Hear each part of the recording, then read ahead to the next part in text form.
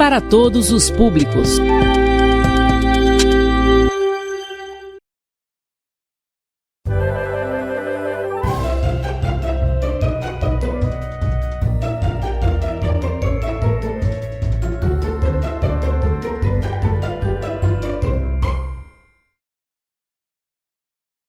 Bom dia, boa tarde, boa noite, meu aluno do 6º ano que está aí na sua casa assistindo, não sei qual horário, né? Você pode estar assistindo por meio do YouTube, pode estar assistindo por meio da televisão, mas na nossa aula de hoje nós vamos falar um pouquinho sobre um gênero textual chamado e-mail. Para quem não me conhece, meu nome é Max Emiliano, eu sou professor de língua portuguesa aqui da Rede de Rosário, trabalho aqui há um pouco mais de um ano e eu vou estar acompanhando vocês na disciplina de língua portuguesa 6º ano. Então você vai ficar ligadinho aí durante todas as nossas aulas, acompanhar para você gabaritar todas as questões que o professor da disciplina passar para vocês, tá bom?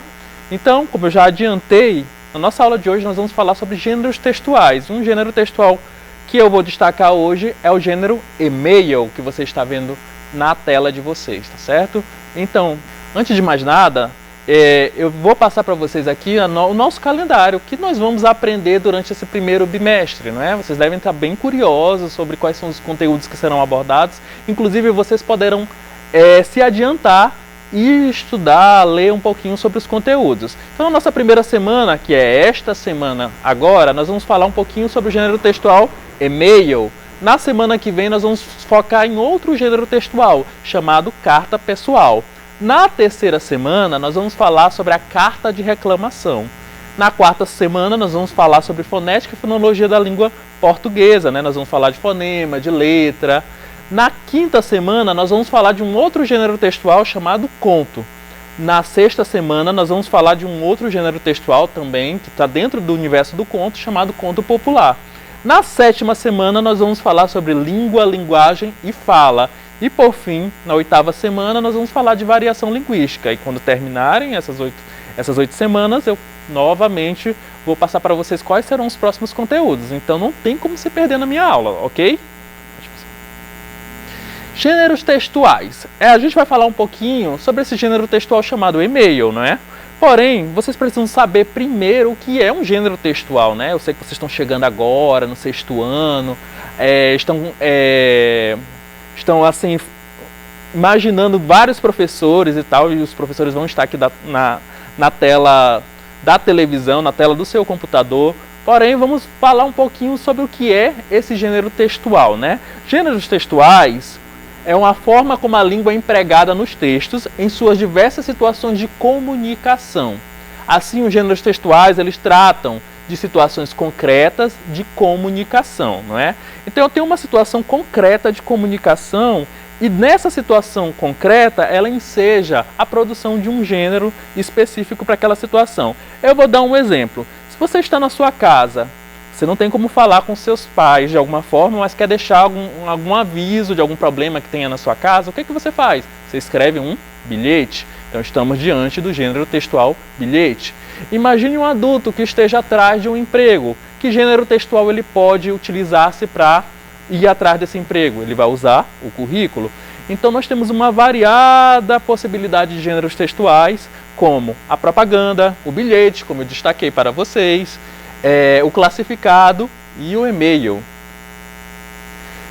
Gêneros textuais são muitos, a gente precisaria do 6º ao 9º ano para falar de todos, né? Até o do ensino médio para falar de mais alguns. Então, nas nossas aulas, a gente vai ver um pouquinho de e-mail, de conto, como eu adiantei, mas eu tenho alguns exemplos de alguns gêneros textuais aos quais a gente ainda vai chegar, que é a fábula, a lenda, a biografia, a carta, o bilhete. Então, esses gêneros textuais vão ser objeto do nosso estudo futuramente. Então, a gente vai começar na nossa aula de hoje, como eu já falei, pelo e-mail.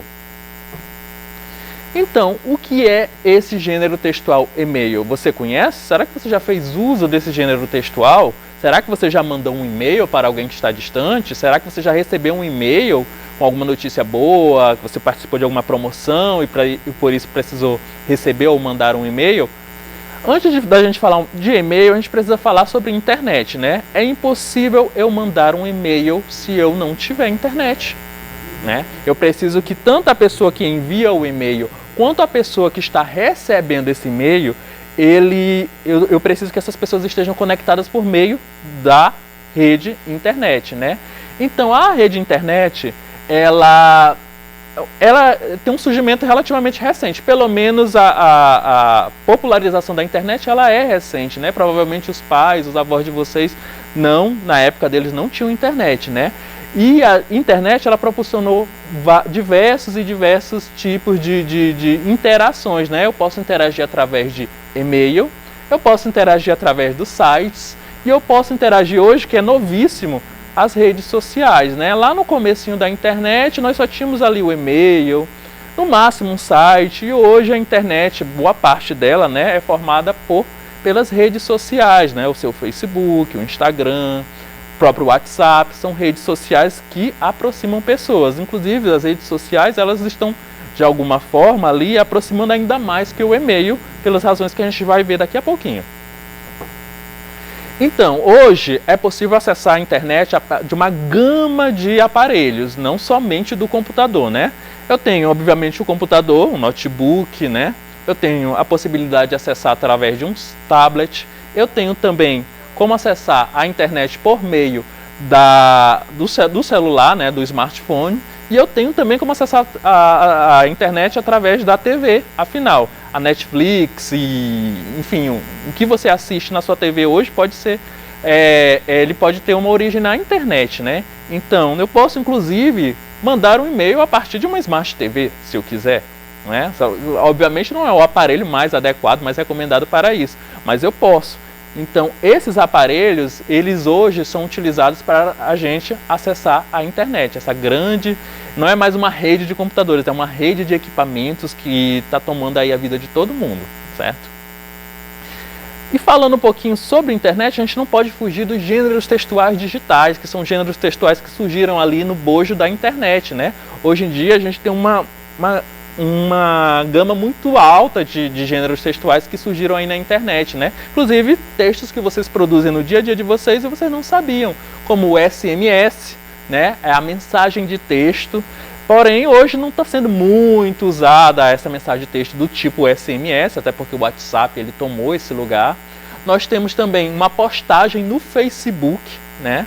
Ah, você não sabia que aquela postagem que você faz no Facebook, ela pode ser um gênero textual? Pode sim, os gêneros textuais eles estão aí no dia a dia, certo? Elas têm algumas regras específicas para postar, geralmente uma postagem mais multimodal, com a presença de imagem, de texto, mas é um gênero textual também. O vlog, né, que é esses vídeos que vocês acompanham de grandes influenciadores digitais, a gente chama esse produto como vlog, quanto gênero, né?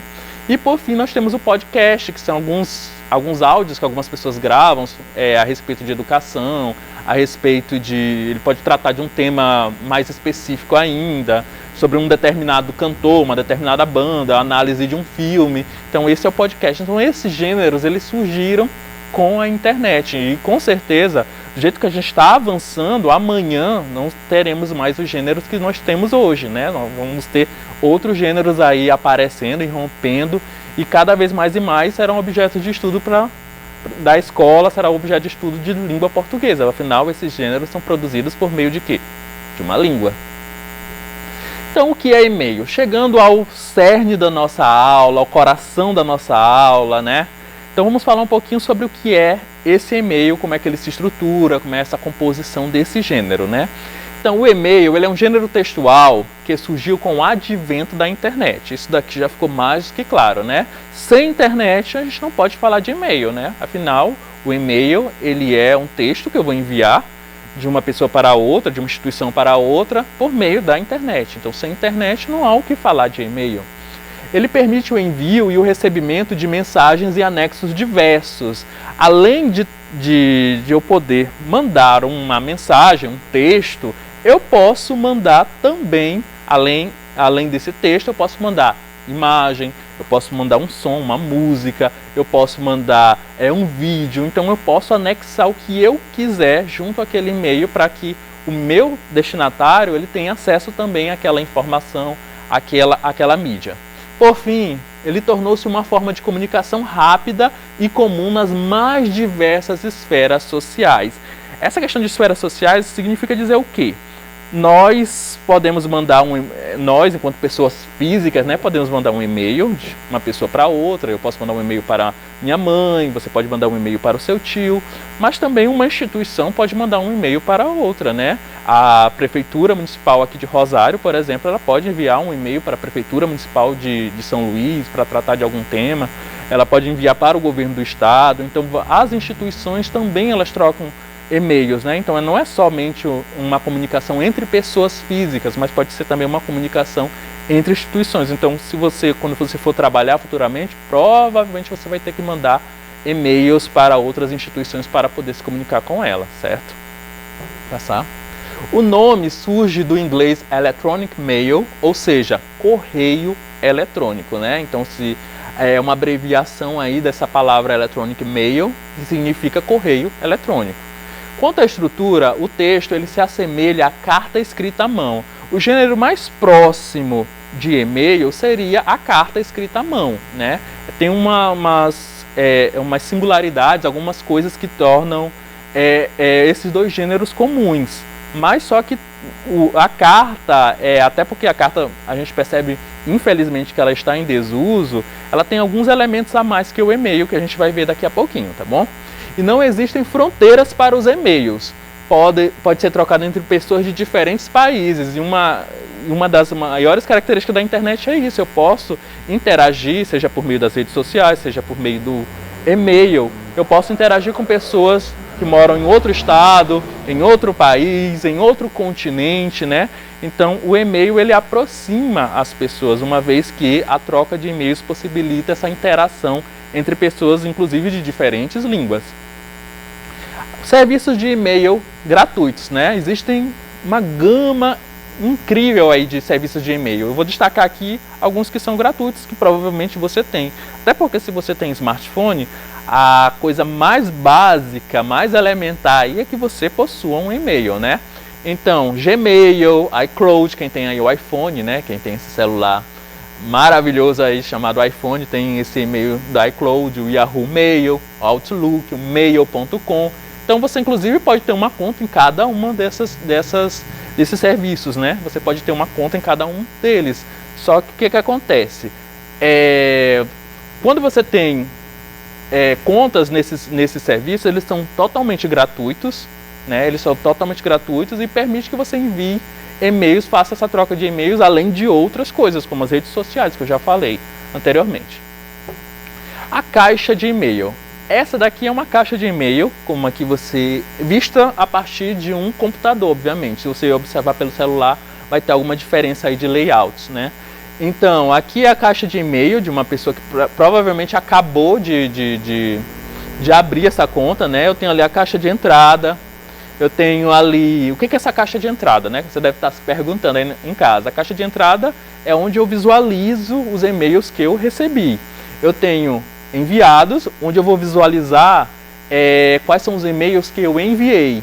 Rascunhos, o que são esses rascunhos? São textos que eu comecei e por algum motivo não terminei, desisti ou penso em terminar ali em outro momento, né? Então esse aí é um texto, é um e-mail que está na caixa de rascunhos. E também tem uma caixa que não está aparecendo aqui, que é a caixa chamada lixeira, né? Que é onde eu visualizo os e-mails que eu excluí por algum motivo ou outro, porque não me servem mais. Até porque os e-mails eles têm uma memória limitada, né?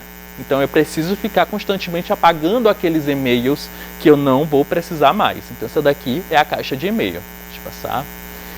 Essa daqui é a tela de escrita de um e-mail. Imagine que você está precisando escrever um e-mail para alguém. Então, por mais que você use o serviço do Hotmail, né, o Outlook, antigo Hotmail, mais que você use do iCloud, você vai ver basicamente a mesma estrutura, que é o para. Ali no para, eu vou colocar para quem eu vou enviar esse e-mail, né? Para fulano@uol.com.br. Esse CC indica para quem eu quero mandar uma cópia desse e-mail. E esse CCO, você sabe o que significa? Cópia oculta. Se você quer mandar uma cópia para alguém que os outros não saibam que você está mandando essa cópia para essa pessoa. Então esse CCO seria isso. E o assunto é o tema, né, desse e-mail. Ali nesse caso eu coloquei currículo, né? Se eu estivesse enviando um currículo para alguém, estiver enviando um currículo, por exemplo, para uma empresa, para o caminho no supermercado, eu poderia estar colocando a palavra aí currículo para indicar que eu estou querendo me candidatar a uma vaga. As características do e-mail, a estrutura, na verdade é uma curiosidade aí, né? A estrutura do endereço de e-mail é definida por nome, @provedor.com.br, onde o termo com indica a palavra comercial e o BR refere-se à sigla do país, no caso o Brasil. O símbolo arroba é essencial para que o endereço de e-mail seja identificado pelo sistema computacional. Então o que a gente pode observar aqui? Que esse arroba aí, para que serve? Muita gente pergunta assim, professor, para que serve esse arroba? Esse arroba aí só identifica, que facilita a identificação por um sistema computacional, identifica que aquilo é um endereço de e-mail, né? E a palavra .com indica comercial, indica que esse serviço é um serviço de alguma forma pago, que está levando algum valor financeiro, né? E o BR indica que esse e-mail partiu, aquele endereço de e-mail, na verdade, pertence a uma conta de um brasileiro, né? De uma pessoa que está no Brasil. Estrutura do e-mail. Vamos lá, aqui nós temos um exemplo na tela de um e-mail já todo produzido, né? Eu tenho aqui em cima, encarregado.educação@hotmail.com. Nesse caso aqui nós temos o endereço de e-mail para quem vai ser enviado, o assunto, informações, a saudação, o conteúdo, a despedida. Essa é a estrutura muito fácil, muito básica de um e-mail. Aí aqui, nós temos aí no exemplo do livro que vocês vão utilizar, que é um livro chamado A Prova Brasil, temos um exemplo de um e-mail, logo no capítulo, logo no início, nós temos esse exemplo que eu trouxe aqui para vocês, e vocês observem na tela. Eu vou fazer a leitura, certo? Vocês também acompanhem aí em casa, e percebam como é que essa pessoa, como é que na verdade esse personagem, já que foi tirado de uma obra literária, estruturou esse e-mail. O e-mail foi para flavio@arquitetos.com.br, o assunto é viagem no tempo, e eu falo o seguinte: Papi, tudo bem aí no Brasil? Você ia adorar Pompeia. Parece que a gente entrou numa máquina do tempo e voltou para a época dos romanos antigos. Tem ruas inteiras e vários prédios desse tempo, padarias com fornos, casas com jardins, lugares para banho e um enorme teatro. A mãe me explicou que esses prédios foram enterrados pela lava de um vulcão chamado Vesúvio. E a cidade só foi descoberta por acaso mais de 1500 anos depois por um homem que comprou um terreno e escavou para procurar mármore. O mais chocante são as pessoas que tentaram fugir da lava. Elas viraram pedra do jeito que estavam, correndo, tentando se esconder ou gritando. Dá medo de olhar para elas, parece filme de terror. O vulcão ainda está lá, mas dizem que não joga mais lava. Espero que seja verdade. Tirei uma foto da cidade para você e outra das pessoas empedradas para o Daniel. Avisa a avó que na semana que vem a gente volta para o Brasil. Estamos mortas de saudades e esperamos vocês no aeroporto. Beijos, Bia. Então, fazendo uma análise desse texto, né, a Bia mandou um e-mail para o seu pai. Perceba como se aproxima de uma carta, justamente até pela questão do conteúdo, né, para explicar como é que está sendo esse passeio dela, né, pela Europa, o que ela está achando de interessante, como é que ela está curtindo esse passeio, né, quais são as imagens que ela está aguardando aí dessa experiência, dessa viagem. E nesse e-mail a gente tem a seguinte estrutura, né? O assunto, viagem no tempo, ela coloca lá, viagem no tempo.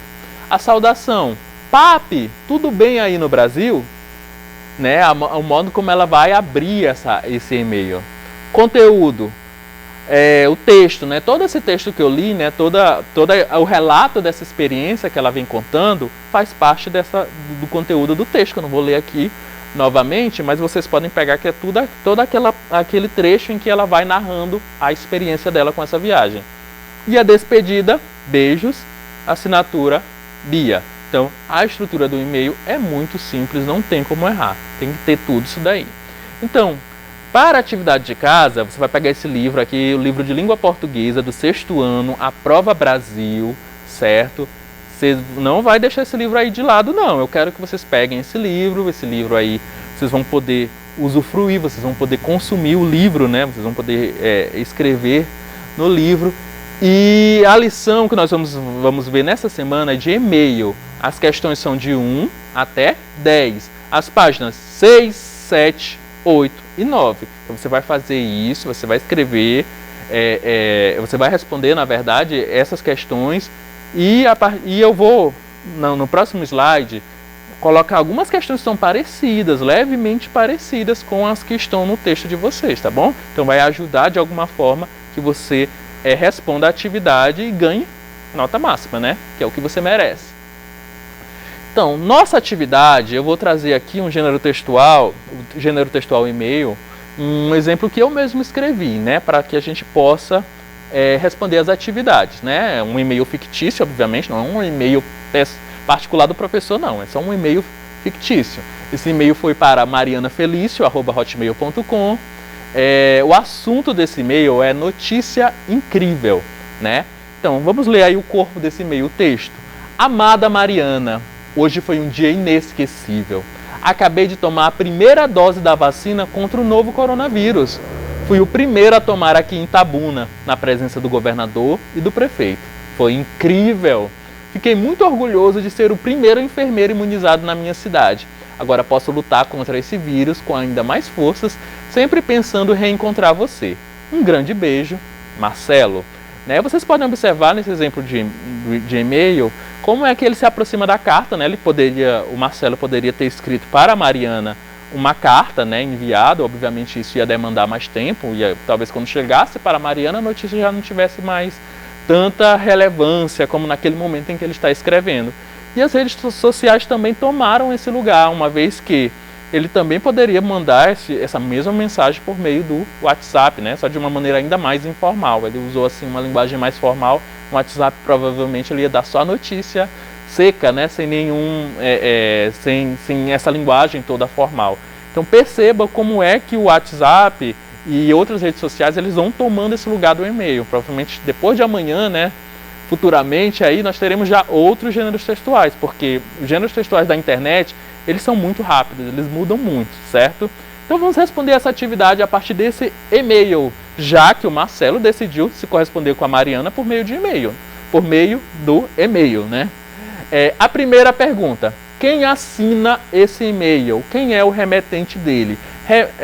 Quando a gente tem um processo de, como eu já falei para vocês, todo gênero textual ele se baseia num processo de comunicação, né? Então, para ter um processo de comunicação, eu preciso ter um emissor, né? Indo pela questão mais básica, e um receptor. Alguém que fala, alguém que ouve, alguém que escreve, alguém que lê.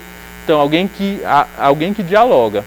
Então, nesse caso do e-mail, eu tenho duas pessoas. Uma pessoa que remete esse e-mail, a gente vai chamar de remetente, e o destinatário. Quem é esse remetente? Dá tempo aí para você pensar? Então, coloca a resposta na tela. Remetente é o Marcelo, né? É o Marcelo que está assinando. Não é ele que está enviando essa carta. Não é ele que está enviando esse e-mail. Então, ele é o remetente deste e-mail, né? Na segunda questão, localize o assunto no e-mail desta lição e explique a relação entre ele e o conteúdo do texto. Vocês devem estar lembrados que o assunto é notícia incrível. Então, quando a gente vai fazendo a leitura desse e-mail, a gente percebe que ele está contando sobre o fato dele ter sido o primeiro a ser imunizado, né, o primeiro a receber a vacina, lá na cidade dele, de Itabuna. Então, essa notícia incrível que ele está falando ali no assunto, né, que faz a Mariana ter um interesse ainda redobrado pelo e-mail, pela leitura imediata do e-mail, é o fato de ele ter sido imunizado. Coloca a resposta na tela. A notícia incrível, então, é o fato de que Marcelo foi o primeiro a ser imunizado em sua cidade. Terceira questão. O autor escreveu o texto para quê? Para contar que conheceu o prefeito? Para contar que conheceu o governador? Contar que ele está doente? Não, Deus o livre, né? Ele contar que uma boa notícia, né? Que ele foi imunizado, né? Então a resposta é a letra D. Coloca aí na tela, letra D. Quarta questão. Que expressão é utilizada pelo remetente para se dirigir ao destinatário, né? A expressão que ele utiliza logo no início do texto é, pode colocar, amada Mariana. Por que ele usou essa expressão? Você vai percebendo que ele vai tecendo, vai escrevendo esse e-mail com muito carinho, com muito afeto com esse destinatário. Então, não é nada anormal que ele se utilize dessa palavra, amada, querida, Mariana. Próximo. Quinta questão. No texto, foi incrível, o ponto de exclamação exprime ideia de quê? Exprime ideia de dúvida, de questionamento, de possibilidade ou de ênfase, né? A resposta mais adequada é a letra D novamente, né? Já que ele quer dar uma ênfase, né? Ele quer mostrar que o quanto aquela notícia é incrível, o quanto aquela notícia é espetacular. Por isso, ele faz uso do ponto de exclamação. Entendeu? O ponto de exclamação, de maneira geral, ele serve para dar ênfase às ideias, né? Então, quando eu coloco um ponto de exclamação num texto, eu posso colocar ele de forma aleatória. Eu tenho que colocar para aquelas ideias que eu quero enfatizar, que eu quero dar uma ênfase maior. E a sexta questão, que palavra do texto ela é invariável no plural, né? O que é uma palavra aqui invariável no plural? É uma palavra que eu tenho a mesma forma no singular e eu tenho a mesma forma no plural. As palavras, em regra geral, elas variam, né? Os substantivos, os adjetivos, eles variam. Então eu posso falar camisa, eu posso falar camisas no plural, né? Eu posso falar doce no singular e eu posso falar doces no plural.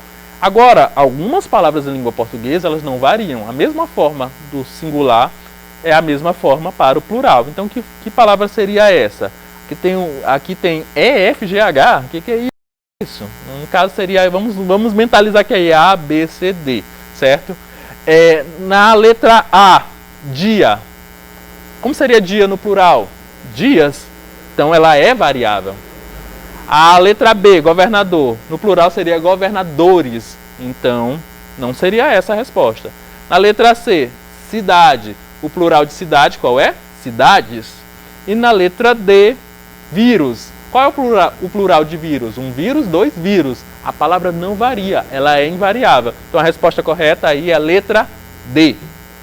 Ok? Deixa eu beber uma água aqui, pode passar.